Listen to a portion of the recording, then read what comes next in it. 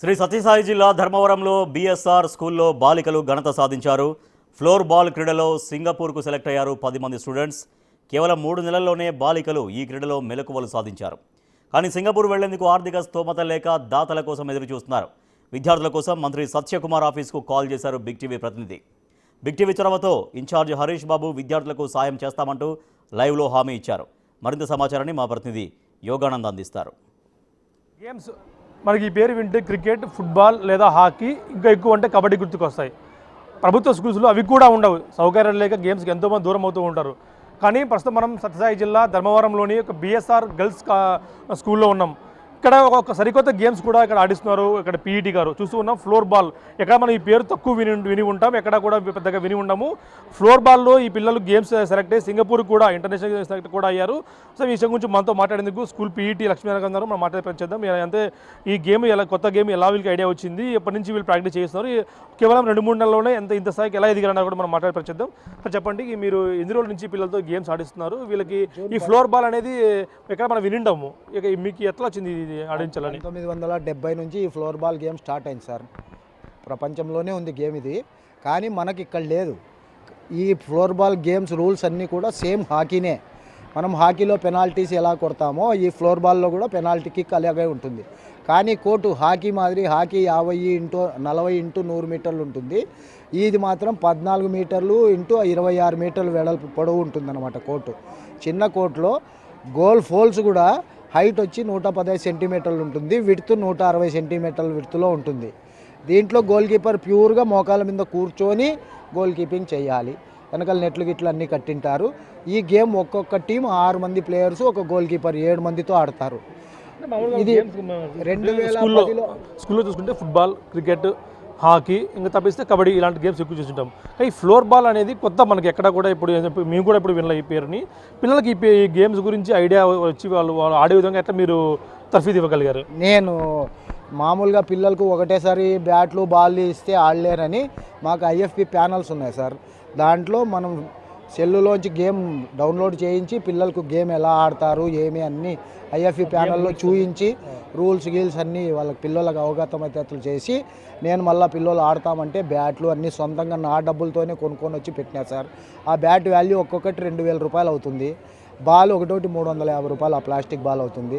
June 15వ తేదీ వచ్చాను. జూన్ 31 నుంచి స్టార్ట్ చేశాను గేమ్ ఇది. నేను పిల్లలకు స్టార్ట్ చేసి ఆగస్టు 1, 2, 3 నరసరావుపేటలో స్టేట్ మీట్ జరిగింది. ఆడగలుగుతారా? నేను గేమ్స్ నేర్పిస్తానమ్మా, ఫ్లోర్ బాల్ గేమ్ బాగుంటుంది, ఆ సర్టిఫికెట్లు ఉంటే మనకు ఎక్కడ పోయినా ఇబ్బంది లేదు, ఏ ఎంట్రన్స్కి పోయినా పర్లేదు, జాబ్కి పోయినా పర్లేదు, మనకు జాబ్స్ 200% వస్తాయి జాబ్స్. స్టేట్ మీట్ పార్టిసిపేషన్ పోయినప్పుడు 20 మంది అమ్మాయిలు వెళ్ళారు స్టేట్లో. అక్కడ మళ్ళీ 14 మంది అమ్మాయిలు నేషనల్కి సెలెక్ట్ అయ్యారు.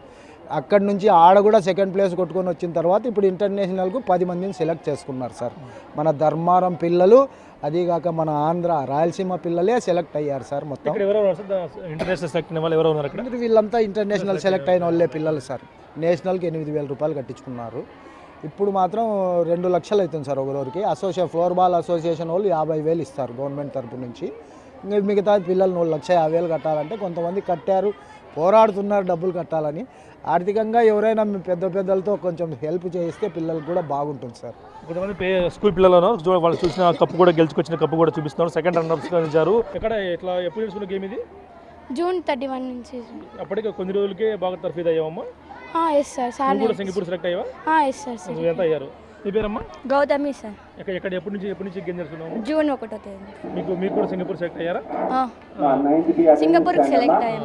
మేమంతా సెలెక్ట్ అయ్యాం. ఎట్లా అనిపిస్తుంది మీకు గేమ్ ఆడి సెలెక్ట్ కావడం? హ్యాపీగా ఉందా మీకు? హ్యాపీగానే ఉంది. హలో సార్, నమస్తే సార్. బిగ్ టీవీ యోగాన్ సార్, అనంతపురం నుంచి. ఈ మన బిఎస్ఆర్ స్కూల్లో ఉన్నాము. ఇక్కడ మీరు లైవ్లో ఉన్నారు ఇప్పుడు. ఇక్కడ కొంతమంది పిల్లలు ముగ్గురు పిల్లలకి ఇక్కడ సింగపూర్ సెలెక్ట్ అయ్యారు గేమ్స్కి. మొత్తం 10 మంది సెలెక్ట్ అయ్యారు. అందులో 7 మందికి ఆర్థిక సహాయం ఉంది. ముగ్గురికి చాలా ఇబ్బందులు ఉన్నారు వీళ్ళు సింగపూర్ గేమ్స్ ఆడేందుకు.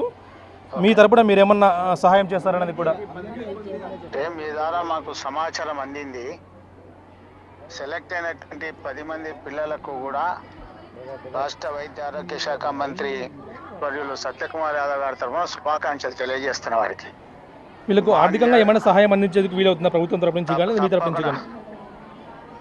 తప్పకుండా ప్రభుత్వం నుంచి కావచ్చు, ప్రత్యేకంగా సత్యకుమార్ యాదవ్ గారి తరఫున ఖచ్చితంగా వారు వెళ్ళేదానికి పూర్తిగా ఆర్థిక సహాయ సహకారం మా వైపు నుంచి మంత్రి గారి తరఫున తప్పకుండా వారికి చేస్తాం. వారిని మా ఆఫీస్ని సంప్రదించమనండి. మా ఆఫీస్కి వస్తే వారికి ఏ రకమైనటువంటి కావాలో ఆ రకమైనటువంటి ఆర్థికపరమైన ఇబ్బందులు లేకుండా, ఎందుకంటే ధర్మవరం అనేది క్రీడాకారులకు నిలయమైనటువంటి కేంద్రం. ఈ కేంద్రంలో ఉన్నటువంటి క్రీడాకారులను ప్రోత్సహించే బాధ్యత మంత్రి గారిది. మంత్రి గారు తీసుకుంటున్నారు. చాలా మంది కూడా ఇప్పటి వరకు చేయడం జరిగింది. ఈ ముగ్గురు బిడ్డలకు కూడా చేసే బాధ్యత మంత్రి గారిది. మా ఆఫీస్ సంప్రదించడం వాళ్ళకి ఎటువంటి ఇబ్బందులు లేకుండా చేయించే బాధ్యత మాది.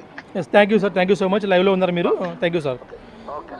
చూస్తున్నాం సత్యకుమార్ పిఏ గారు కూడా మనం లైవ్లో కాల్ చేసి ఆయనకు కూడా తగిన సహాయం ప్రభుత్వం తరపు నుంచి, అలాగే అదేవిధంగా వాళ్ళ ధర్మవరం తరపు నుంచి, ఎమ్మెల్యే తరపు నుంచి కూడా సహాయం అందిస్తామంటూ కూడా పూర్తి భరోసా ఇచ్చారు. Video Prasad big TV Dharmavaram నుంచి.